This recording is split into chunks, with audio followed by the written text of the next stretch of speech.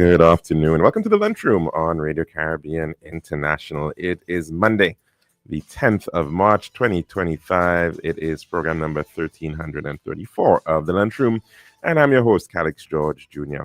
Now, in addition to radio, you can also get us at our website. It is rcistlucia.com. And of course, you can download our previous shows on that platform. We are also streaming live on Facebook. Don't forget that. You can always do that. Check us out there. And of course, please like the link and share it with friends and family wherever they may be. If you want to call in to make a contribution to tell us what's on your plate this Monday, you can do just that by calling in to 452-3046. Again, 452-3046. And we are also contactable on WhatsApp. That is 724-0008. That's our WhatsApp number. You can message in or you can call in on WhatsApp. Again, that number 724-0008. Now, some birthday greetings going out to Mrs. Jane King Hippolyte. Happy birthday to you and wishing you a fantastic day, and hope it's an enjoyable one indeed. Also to Melanie Freites, happy birthday to you, and wishing you a fantastic celebration. We also want to send birthday greetings to Dr. Yosha Shasne Montoot. Happy birthday to you, and we do hope that your day is very special indeed. And as well to Mr. Ambrose Adolph. I think some of you may know him as the Juice Man, and we want to wish him happy birthday, and we do hope that you're having a fantastic celebration. Now, a bit of history for this day. Well, we go back into the year 1861, where the West African political leader El Hajj Umar Tal seized the city of Ségou, destroying the Bambara Empire of Mali. 1920, on this day, saw the passing of the Home Rule Act in the British Parliament, dividing Ireland into two parts. It was rejected by the southern counties, where the Anglo-Irish War continued for a year. 1945, on this day, saw the deadliest air raid of World War II, and that set Tokyo in Japan afire after nighttime bombings by B-29 bombers. More than 100,000 people died, mostly civilians. 1952, on this day, a military coup led by General Fulgencio Batista was witnessed in Cuba. And in the year 5000, the NASDAQ Composite Stock Market Index peaked at 5132.52, signaling the beginning of the end of what was known as the dot-com boom. We now move on to our dish of the day.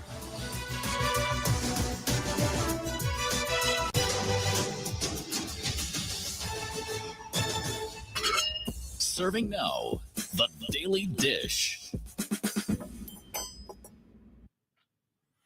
And welcome back to the Lunchroom here at Radio Caribbean International. Of course, we want to wish you a very wonderful and happy and productive week ahead. And hopefully, of course, it will be good for you in your professional and family lives. Now, of course, you've heard the phrase, what a day, what a difference a day makes. And generally speaking, we somewhat want things to be pretty predictable. We want some level of certainty in life. We like knowing that there is a pretty clear schedule of how things are ordered out. And of course, whether you have OCD or not, we generally like some order. And of course, it's important for human beings to be able to have that. People like certainty. They like to know that there is a system at play. And so, yes, we like repetition as well. And so quite often, that's the way our entire our calendar is set up in that way to provide repetition. And we also like it in the sense of business. We like it in the sense of development. And when there's, of course, a lack of certainty, things begin to become very edgy, and people are not sure, in fact, whether they should be coming or going. right? And to some degree, of course, it's about risk. And that's why, in fact, if you look at even why somebody might be attracted to get a St. Lucian passport, why a Chinese national might be attracted to get a St. Lucian citizenship, is because they feel sometimes that China has certain risks, and so therefore that lack of certainty means that they want to have a backup plan. And I think right now we're seeing quite a lot of uncertainty on the horizon. In fact, it's not even on the horizon anymore. It's actually right here in front of us. And that has become because largely been because of what has transpired over the past perhaps 2 months of the Donald Trump presidency. He has brought quite a lot of change.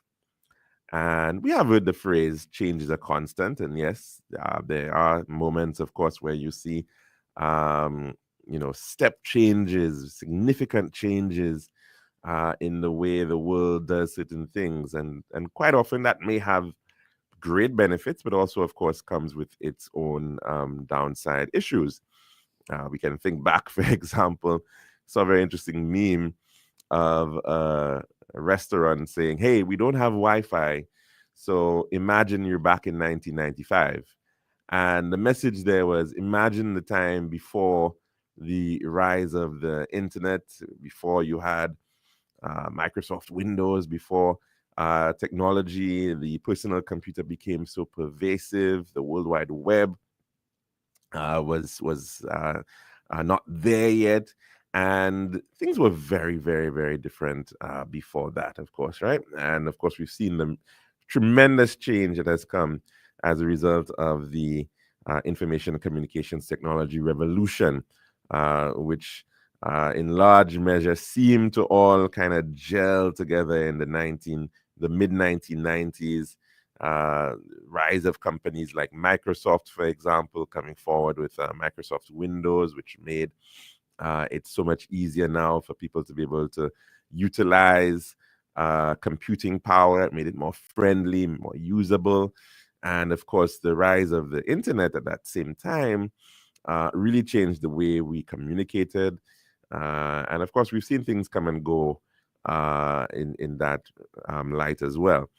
But the kind of change that we're dealing with now certainly has a lot to do with the not just the geopolitics of it, but issues of security, issues of long-term directions of trade and alliances, and it can certainly be a major revolutionary type of situation that we're seeing.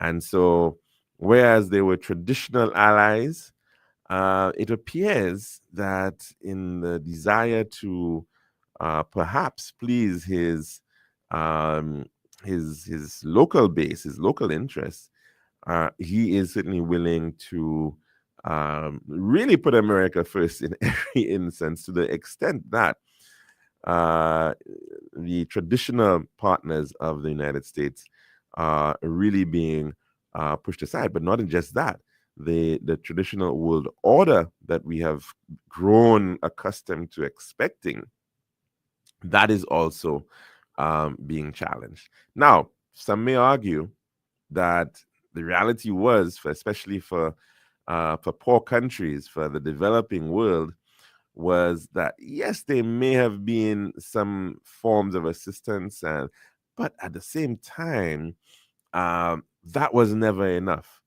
And quite often, there never really was um, a significantly sufficient amount of uh, interest being played by institutions and of like the United Nations, as well as countries of the developed North, and in particular, the wealthiest of them all and the most powerful of them all, certainly militarily, that of the United States.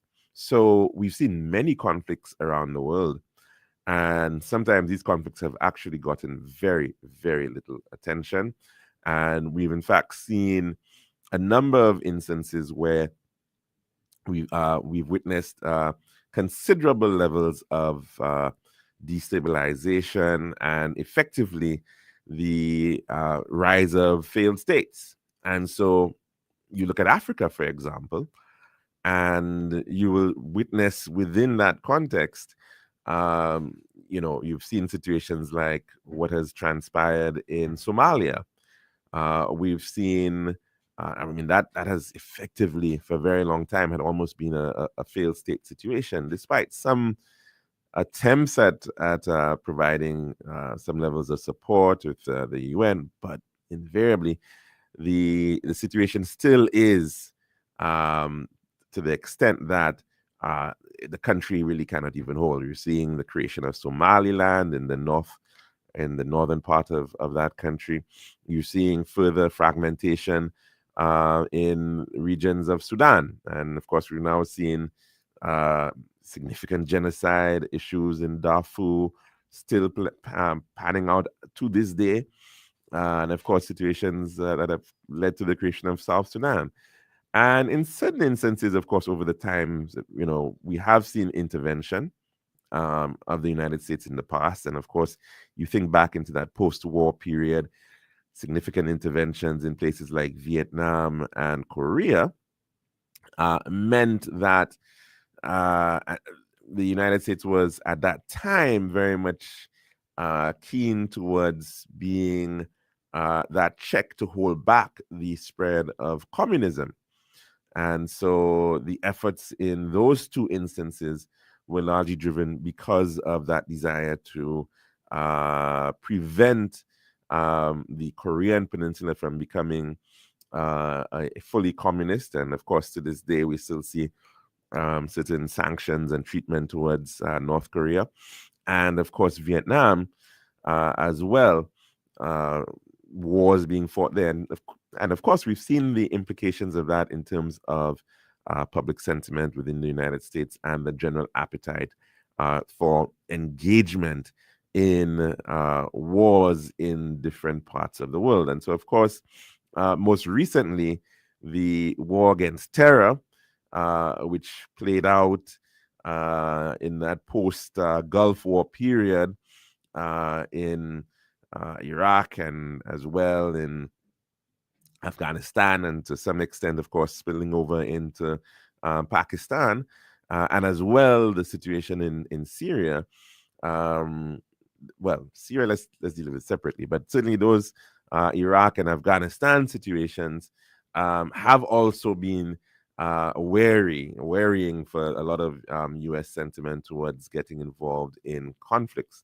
And so, generally, as of now, the vast majority of U.S. troops are home. They are on U.S. soil or in U.S. territories, U.S. Commonwealth of the United States, if you want to think of it that way. Places like Guam, for example, they are on home ground. They're on home soil, and beyond that, the resources have largely been in the in Europe. Lots of military presence of the United States in places like Germany and Italy uh, and um, and the United Kingdom, but also in to some degree as well in Asia, particularly the Philippines and Japan, and of course those Pacific islands, which the U.S. has had interest in. Africa, not so much. The rest of the world, not so much. And so the situation that we now find ourselves in is a call, so to speak, of trying to pull back so on U.S.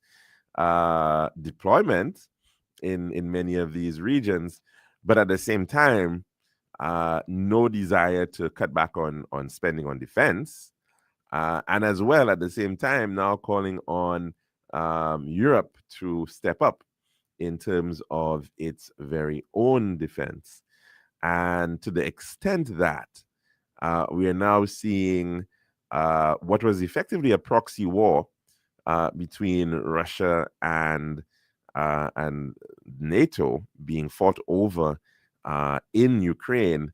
The leading partner in the case of the United States in NATO has pretty much said, "Hey guys, I'm going home," and not just going home, but is also even pulling out non-invasive resources, things like satellite imagery and the like. And that has caused a lot of concern. So a lot of people are seeing that it's not even so much about the loss of US lives. And warfare has changed so tremendously over the years. We're now seeing, of course, a lot more combat is, and the support has been largely about providing weapons and equipment and humanitarian aid. And in addition to that, the warfare has changed. The use of drones in fighting battles has, of course, come straight to the fore. We saw the use of drone technology in regions such as Afghanistan and in Iraq.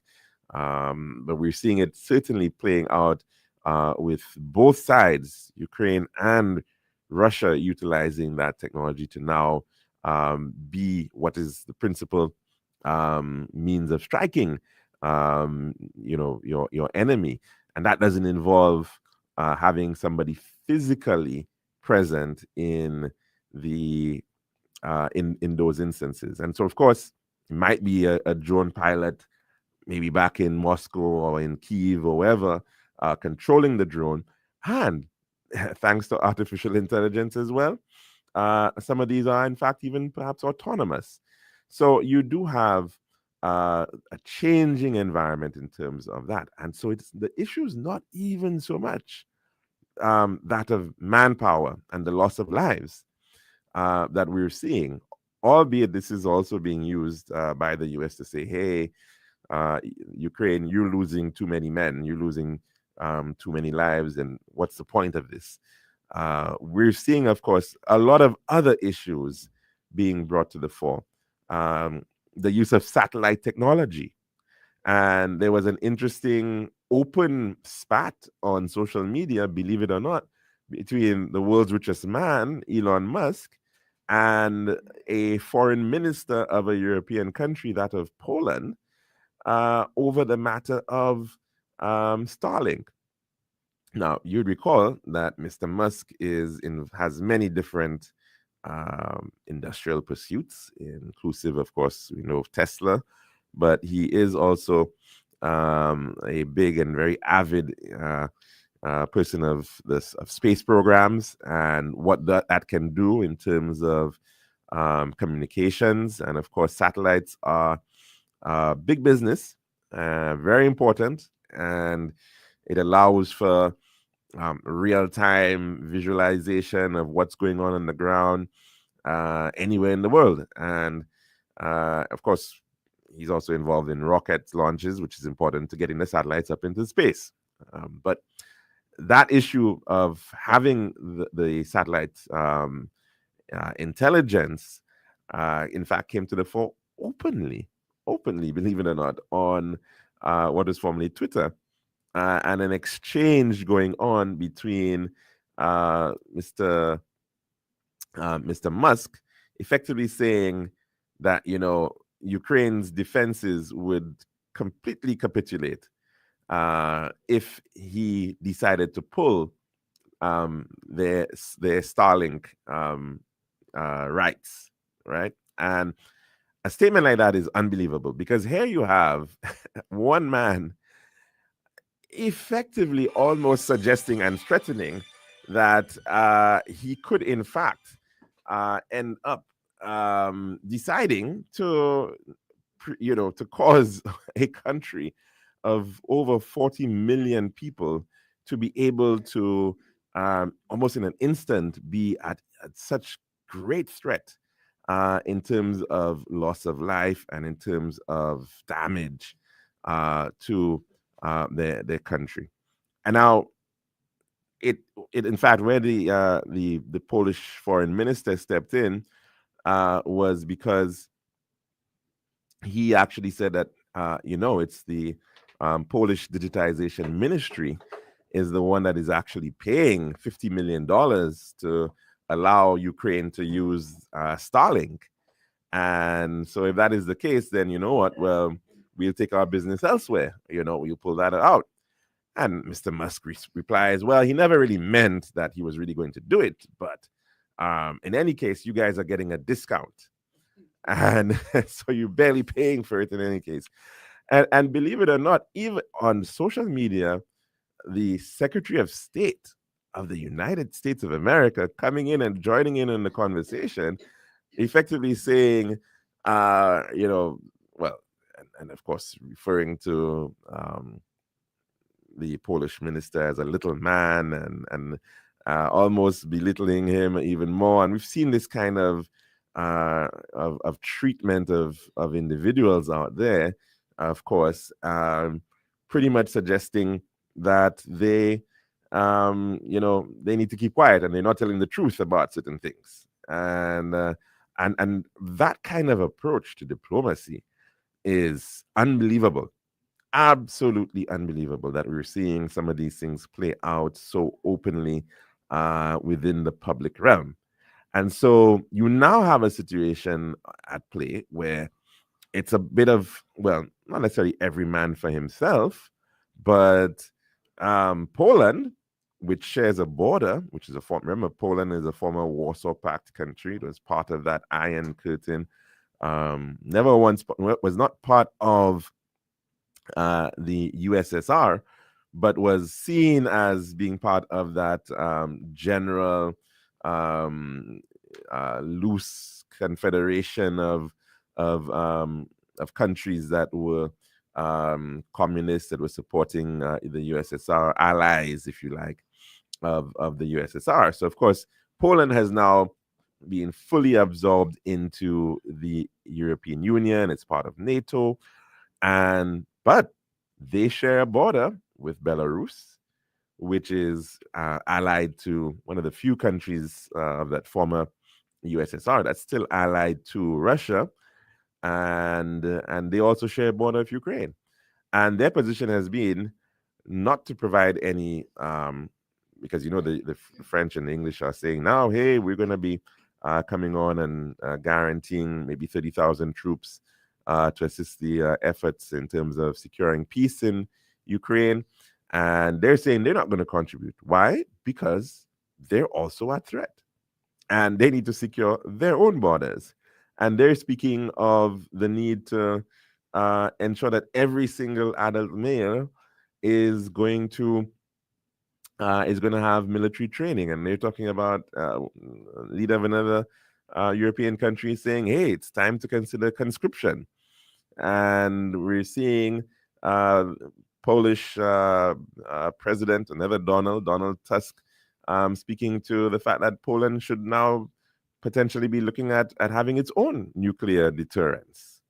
And so the efforts of decades of trying to construct and maintain a peace and to hope for demilitarization and to hope for countries to be in a position where they are less concerned about the fear of war, and of course the desire for countries not to want to have nuclear weapons, that has all of course been eroded away. So here you now have a situation of course, we've seen some countries who've had that desire to have nuclear military capacity: Iran, North Korea.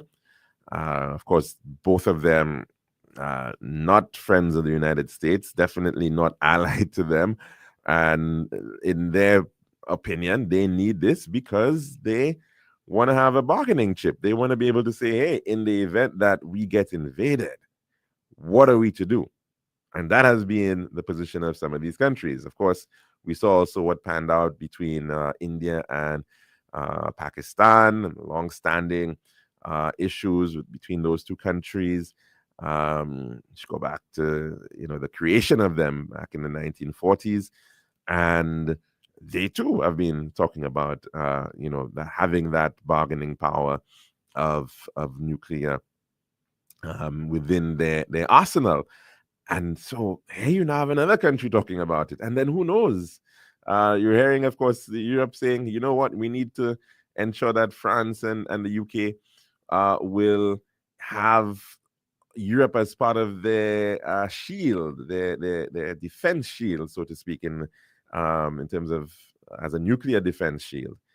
And so different arrangements. It's almost as if NATO doesn't exist because people don't have any confidence that the biggest partner who was there all the time has all of a sudden changed so drastically their position in terms of relations with Europe. And if that was not enough, of course, we're seeing the threat of tariffs, reciprocal tariffs. We're seeing also, of course, even within their backyard, uh, the the changing of or the cooling and or icing of relations with countries right on the border with the United States of America, and in particular that of Canada. And just yesterday, last night, there was in fact a change in the leadership of the Liberal Party, the ruling party in Canada. And so, in the coming days, we're going to be seeing an end to the Trudeau administration, and in will come a new prime minister, new head of the Liberal Party. Well, I'm not sure if he's going to be able to actually become prime minister. I don't think he's actually got a seat as yet. I don't know how that was going to work out, but there is that expectation that there will in fact be elections called soon, regardless, and the Liberals will be headed in with Mr. Mark Carney, who is a former central bank governor for the Bank of England, and his messaging as well has been pretty harsh. Well, I shouldn't say harsh, but pretty stern, and pretty much suggesting that, just as in hockey, as he put it, Canada is going to beat the United States and in the trade war. And of course, that trade war is panning out. It's playing out at the federal level in Canada, but as well at the provincial level, with a number of the provinces taking particular actions with respect to their relationships with the United States of America. Of course, one of them has been the pulling off of alcohol. I suppose the Canadians drink quite a bit up there, and they drink quite a bit of U.S. alcohol. So whether it is Kentucky bourbon or other products coming out of the United States, they have been pulled off the shelves. Perhaps an opportunity for our own bounty rums and whatnot. Some Jamaican rums already going up on the shelves in many of those stores, and of course we're seeing, but it's beyond that. It's beyond the alcohol. Canada is a major energy producer. It is providing the United States with lots of oil products. It is also providing it with electricity. It's providing it with lots of products which are important in the production of things like fertilizers, which of course is really important for agriculture, for American farmers. It's involved in providing other materials, aluminium. Quebec, for example, thanks to their strong hydroelectric capacity, they can very cheap energy. They do a lot of aluminium smelting, and they produce a lot of that, and that's important to be brought back into the United States, so that of course a lot of products can be produced. It's a vital material in manufacturing, and the list goes on. You name it, nickel and lots of other minerals coming from the Canadian Shield and other parts of Canada. It is vital, and even the link between the continental contiguous 48 states and that of Alaska, the state of Alaska is potentially up in jeopardy. So no more free passage, so to speak, is being considered when it comes to that matter. So there's that panning out, this war of trade war panning out on so many different fronts, and you really have to ask yourself, and whether Mr. Trump is now asking himself, what have I gotten myself into? Is it really going to be worth it? So that's the situation of uncertainty, which of course is also driving concern at the level of the stock market. And if people aren't sure as to how those things are going to impact and cause disruptions in the short term, that's going to be pretty problematic. And so we're going to have to see right here in St. Lucia what those knock-on impacts are likely also to be if some of these things continue. Nobody's, at this point in time at least, very few countries are sitting down and saying nothing about it. They're necessarily striking back with their own trade actions, raising their own tariffs. And the same, of course, is with China, the major player in global manufacturing and a country that holds a tremendous amount of U.S. debt as well, we should mention. They also are very much front and center in this entire trade war. Well, we're going to have to see how that continues, but we're going to have to end our dish of the day at this time. We're going to take in our weather report. This has been The Daily Dish. Thank you so much, Calixte. Now to take a look at the latest weather report as of 12 noon today, brought to you by Island Style Tile and Bath. Island Style, yeah. We got the time to make you go. We got the time to make you say, yeah. We'll have to make the right choice. Island Style, whoa. We got the time that will make you happy. Island Style, oh yeah. We make your dream come alive in Island Style. We have times and insets, pieces and ground. Everything you need is on the outside. For the best price and the latest style, take a little drive down to Island Style car. We got the time to make you go. We got the time to make you say, yeah. Quality, price, service, choice. It's all at Island Style. Visit us at our showrooms in Belarus and Rodney Bay on the John Compton Highway, Cass Street, and behind Ruby's Gas Station on the Library Viewport Highway. So call us on 450-452 or 453-TILE. Island Style, Tile and Bath. When you think tile, think Island Style. This is Radio Caribbean International. It's now time for the weather news.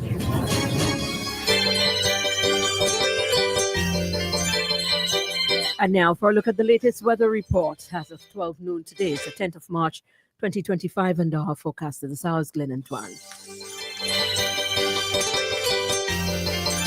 The forecast for St. Lucia, valid for the next 24 hours. The winds blowing between the east, northeast, and the east near 18 miles per hour or 30 kilometers per hour. The weather, partly cloudy to cloudy skies with a few brief showers.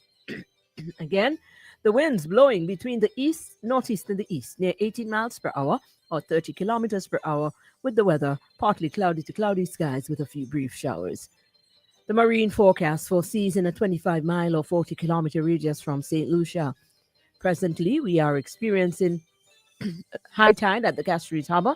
The low tide will be at 7 minutes after 8 tonight.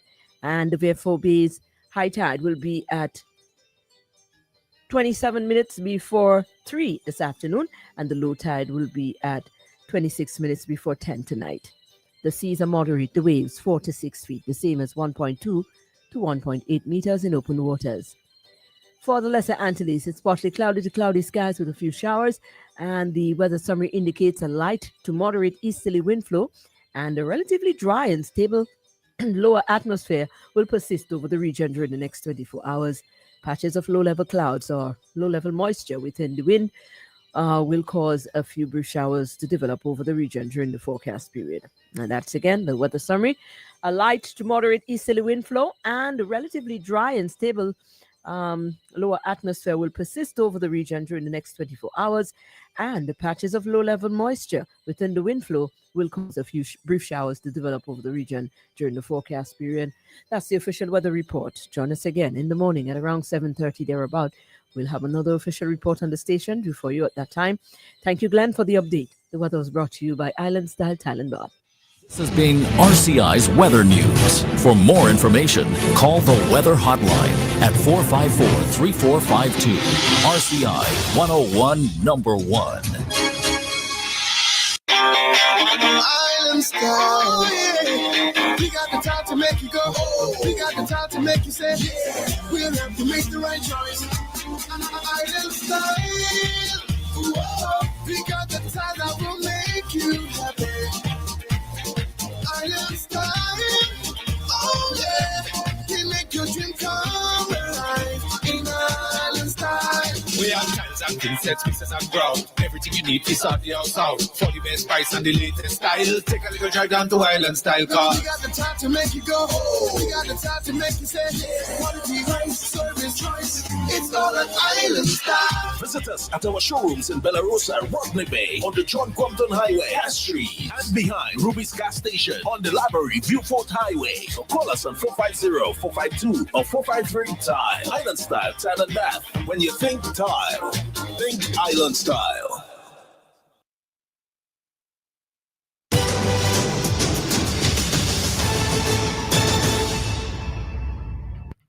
And welcome back to the Lunchroom here at Radio Caribbean International. Now, of course, if you want to call in to tell us what's on your plate today, the number to do so is 452-3046.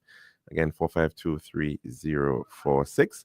And you can also reach us at our WhatsApp number.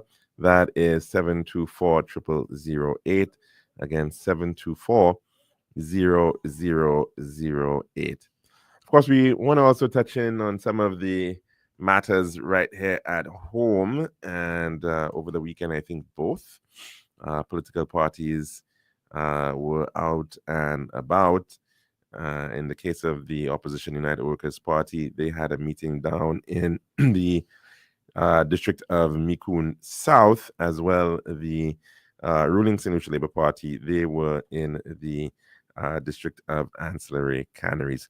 Let's take a call at this time. Good afternoon and welcome to the Lunchroom. What's on your plate today? Good afternoon, Mr. George. How are you doing, caller? Not too bad. Now,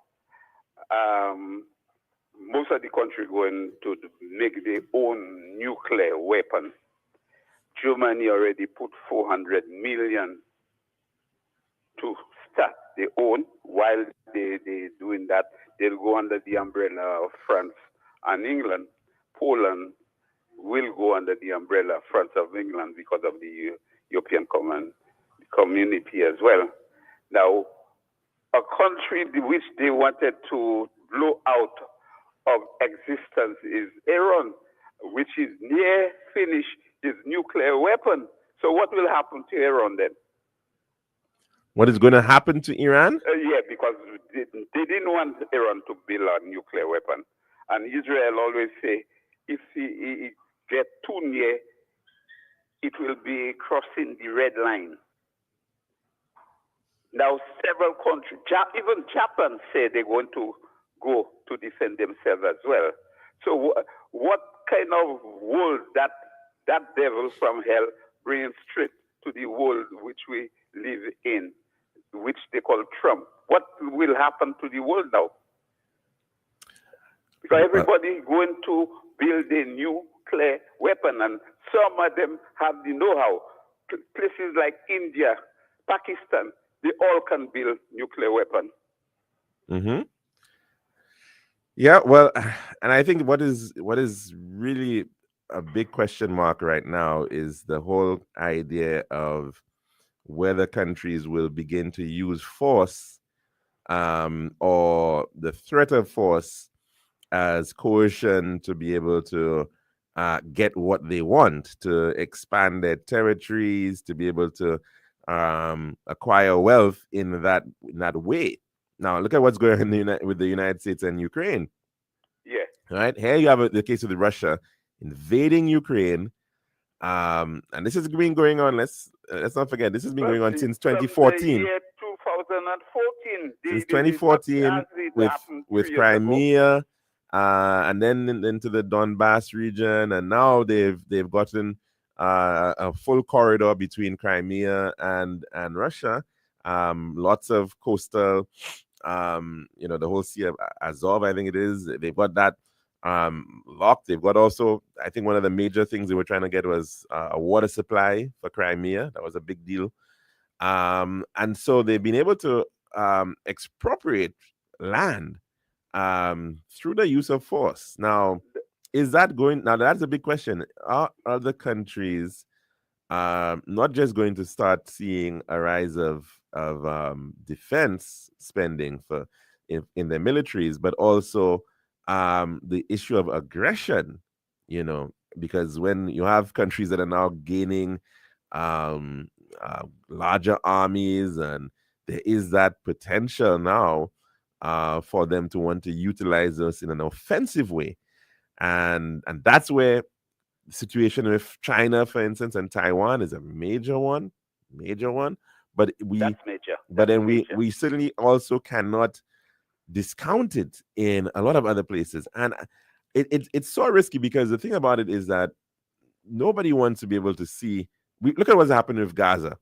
Gaza is absolutely decimated, and it's a small, relatively small space, very small, only about 100 square miles, but absolutely decimated.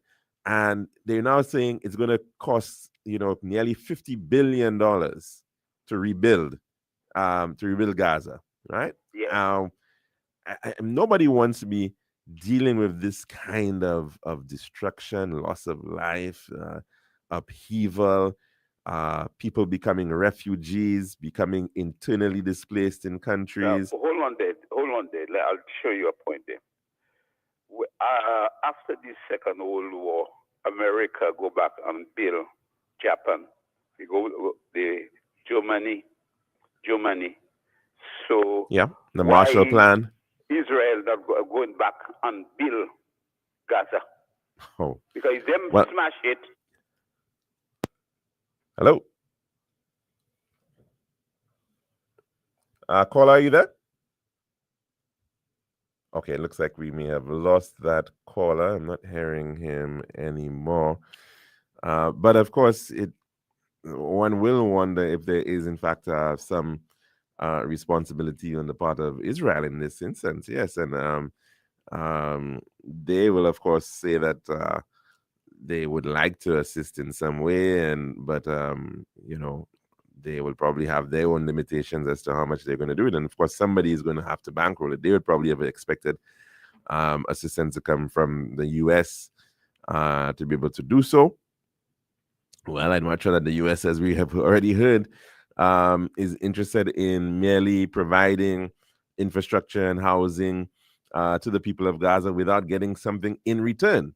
And this is the challenge that we're seeing right now. It's the idea of aid, of grants, of assistance without any things being tied to it seems to have been thrown out of the window. Let's take another call. Good afternoon and welcome to the lunchroom. What's on your plate today?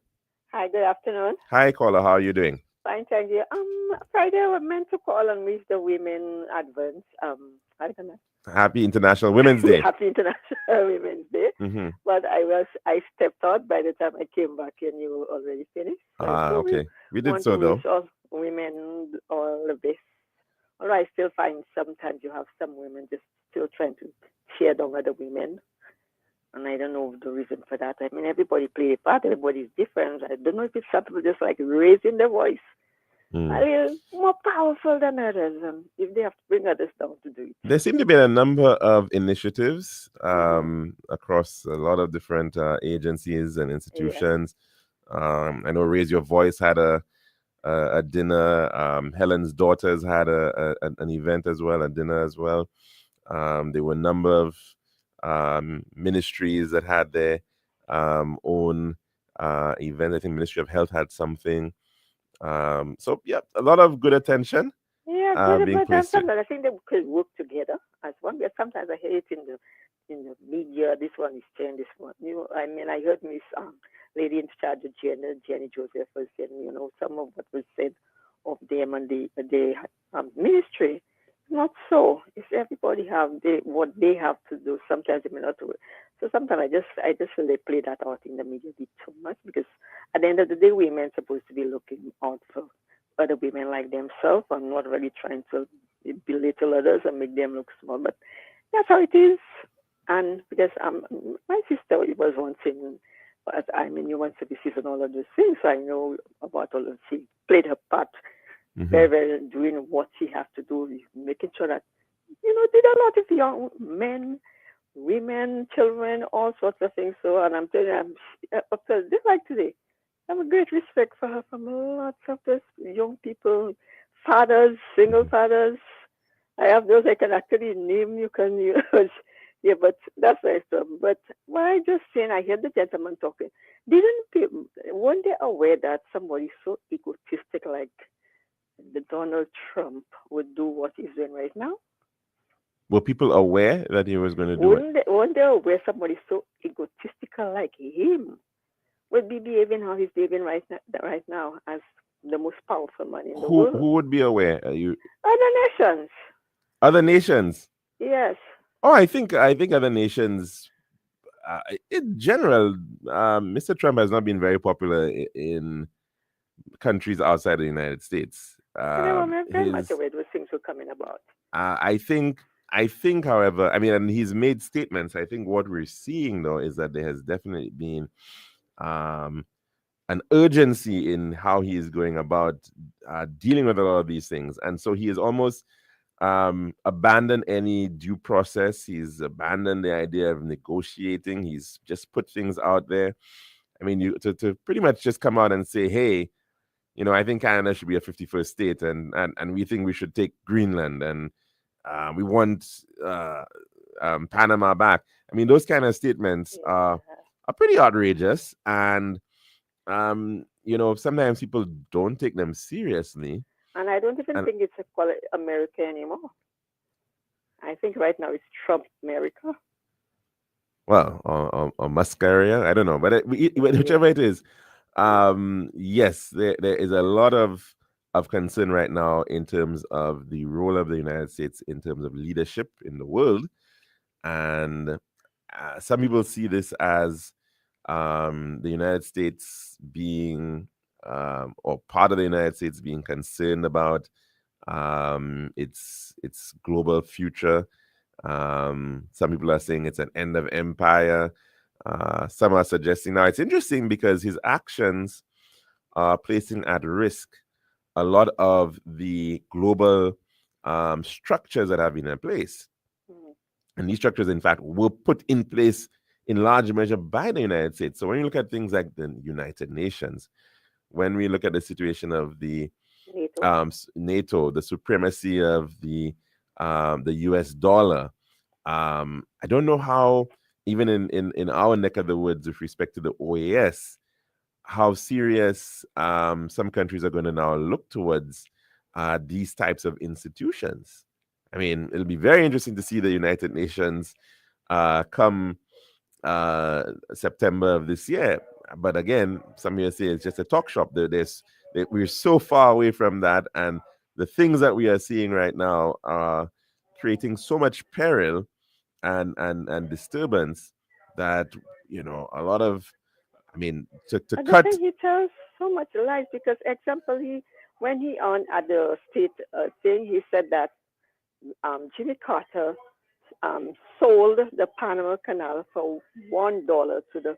Mm, And then you Google and you get all of this information. That is not true because the treaty was signed mhm, on September 7th, 1977 by Jimmy Carter and this guy from Panama. In fact, it's the United States that have to pay an annual fee using, I think, two sides of the Panama Canal to Panama, and they have to pay it annually. And this was signed in May of 2004. So when you see, you come out and you're saying telling saying as if, the people owe you, and also it's on the other way around. Is they that have to pay Panama on an annual basis. He said, "So all what he said, you just have to go out there, get the information, and you find out he's telling so many lies." And I think he's telling so many lies that he's right now developed that thing that he believes in the lies that he tells.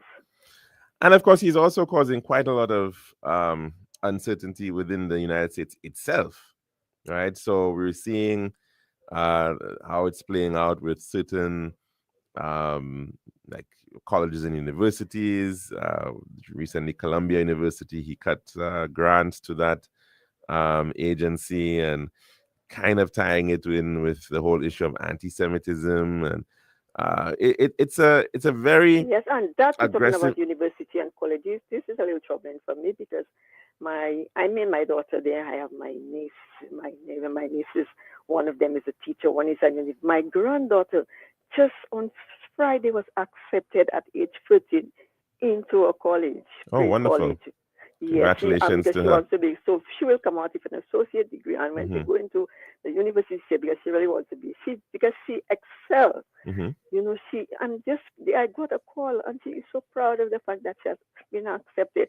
And when I'm seeing all what is going on there, it's about uncertainty as to what is going to happen, whether things are going to work out. So it's a bit troubling when you have family members up there, because my little girl is so proud that out of 2 out of her school that were accepted, it's a specialized one at the back of it. And and then many are saying this is all in the name of trying to give a tax cut to the very wealthy and the billionaires. Yeah, and so this is part of the intrigue of some of the actions that we're witnessing right now. And there's so much protesting all around. There's almost every night I'm listening. They're protesting all states. People are coming out. You have the Democrats, and they're actually using profanity, like get your ASS out of, all sorts of things, because that's how upset those people are. And it's like, it doesn't seem to be bothering him, the Congress or the Senate, because I think they have Congress, they have the Senate. So I don't think even the people protesting is really bothering him or the people. Yeah, well, remember, there are people who are looking at this and thinking that, he's doing the right thing. He's cutting back on government spending. Yes, there's still others that are supporting it. He's trying to reduce the deficit. He's trying to, right? So there are justifications that people are making to support, right? So it's in as much as, yes, there are a lot who are upset, and I think his approval ratings are ridiculously low, into the negative.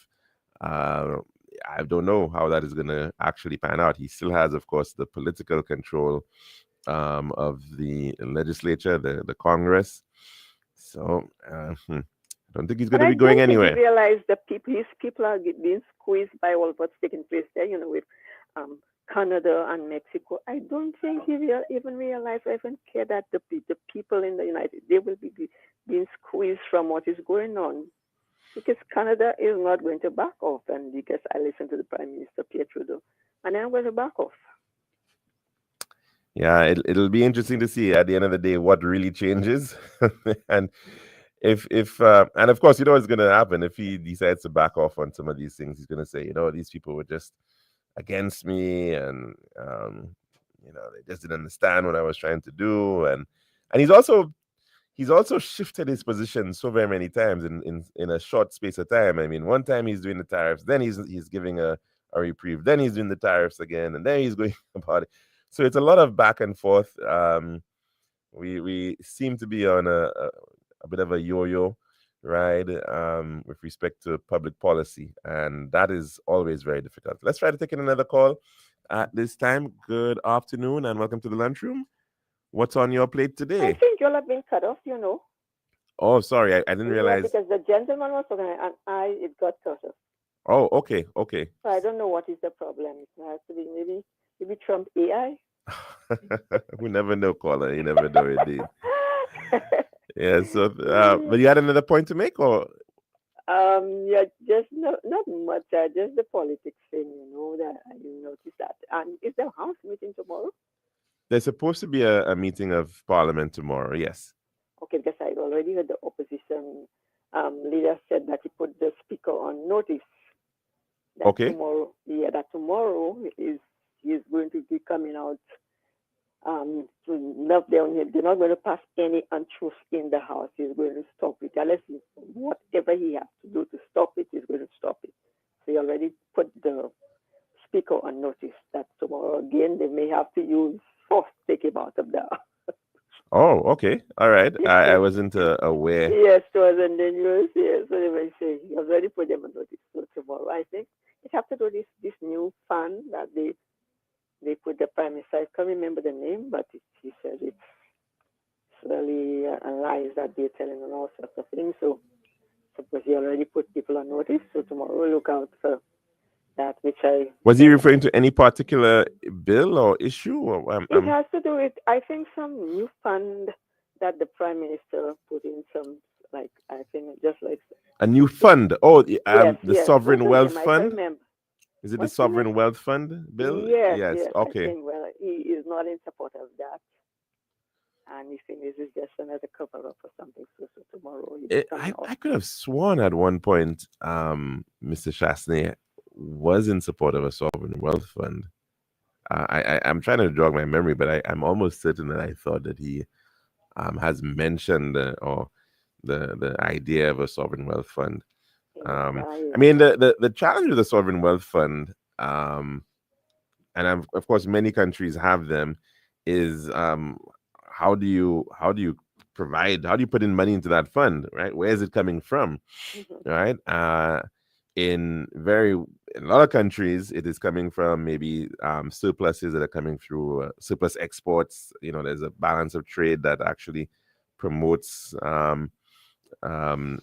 monies that are available. So that's how China, for example, has been able to grow its sovereign wealth fund. The same with the case of Singapore. Not in support of that, eh? In the case of places like Norway, they have one of the largest funds in the world, and that's as a result of oil and gas, right? Yeah. They've been able to provide. And the big question is, well, how is that fund going to be capitalized? And I mean, it might be through CIP receipts. If that is the case, I could somewhat understand that, but the question is, how quickly can you actually grow it? In some respects, we may not have it in name, but you could kind of think of the NIC as a sort of, it could have potentially been a sovereign wealth fund, but yeah. the issues that you have to ensure is how those funds are managed. That tends to be, because NIC, of course, has to kind of do a similar thing. It has to invest its the monies that are coming in to ensure that it actually has returns, which can then deal with offset inflationary pressures and be able to provide people with pensions. Yeah. So I have not actually seen the bill, but it'll be interesting to see how it's going to be funded. Tomorrow I'll hear and listen and see what's going on. Yeah. Okay. And another question yes? is, Mr. Guy Joseph usually always comes out, with a whole lot of papers in his hands, saying he's loaded, he have the files. But I never hear him read any of the files he have. Oh, I don't know what Mr. Joseph has. Usually when he's on stage, okay, that he always, like up to last Sunday when I was listening, he said, I am loaded, I'm loaded. I do remember, one image comes to mind is when there was the completion of the technical audit for the St. Jude Hospital project. Yeah. I remember there was an image of him sitting down at a desk and he had the reports in front of him, but he never really he never read any reports. So he never quoted any. No, was it made available? Yeah. But he's just having papers in front of him. And, and when, there was a time he was on some radio station, Sky, and then I asked him and but he's not reading anything. And when I asked him that, he said, that was the worst thing I Another thing I heard him did is, I don't know if we is having I think it's Kenson, and he's saying, okay, I know you do this, but I have not even gone into your bedroom yet. And my thing, I'm like, what? Why you haven't gone into the man's bedroom? What you want to go into the man's bedroom? This is another man. Unless you have intentions, you want to go into the man's bedroom. And you out there saying that. Well, I guess what he was suggesting is that he wanted to deal with something salacious, a domestic issue. I don't know. I mean, who knows what that might have. No, but I mean, at the end of the day, what would you want to, even the politics and things, sometimes they go and get a bit too dirty because you're telling a young guy, I am not even going into your bedroom yet. Yeah, that's a little interesting. Well, the only thing I was left with is interested in the guy. Oh boy, I would doubt that. But I take your point, caller. But really, I mean, yes, we do have to raise the bar when it comes to the nature of our politics, and hopefully that we can see more. I don't think it's only here, more issues based bring out issues, let people know what's going on, then all that thing, and then when you see you have young people not interested in what's going on, because what are they listening to? Yeah. So those kind of things, those kind of tearing one another down and putting one another down. And as well, I mean, we were just speaking about International Women's Day. There's a tendency more so to go after women, and that tends to scare a number of women away from providing political service. So certainly that type of approach. But some of the women do behave like the men too. Of course we have that. We do have that. Too. Yes, agreed. Some of them come out so harsh on other women. Mm-hmm. Imagine, and I'm telling you that they can be so damn nasty sometimes when they want to turn to other women. That is true. That is true. I did call a program once, and it's on all sides. Question, both sides. But then I mean, like every person that called, they didn't even know me, and they were cheering into me. Was a woman. Mm. Yes, it's a woman, and it's I saw sometimes when we get into women get into politics, they don't behave like a woman. They're just part of the group of men, and that's they're going to come at you the same way that the guy come at you. They won't stop and say, no, come on, this is a woman, you attacking and everything. They don't stand up for the women when it comes to politics. Mm-hmm. They don't. And then that's why when it comes to politics, it's not about man or woman. It's according to what you bring to the table, what you can do, if you're sincere, if you're a person of integrity. These are the things I go for. It's not about a man or woman, because it is just the personality, your character, your attitude, everything. That's what I look at. Indeed. Well, thanks for that, caller, but we're going to have to end it here, though, because we're already over time. Much appreciated. Have a good one. And unfortunately, we're going to have to call it a day here at the Lunchroom. And we do hope that you can join us for another program tomorrow, Tuesday, God willing. And we do wish you a very safe and blessed rest of the day. Have a good one.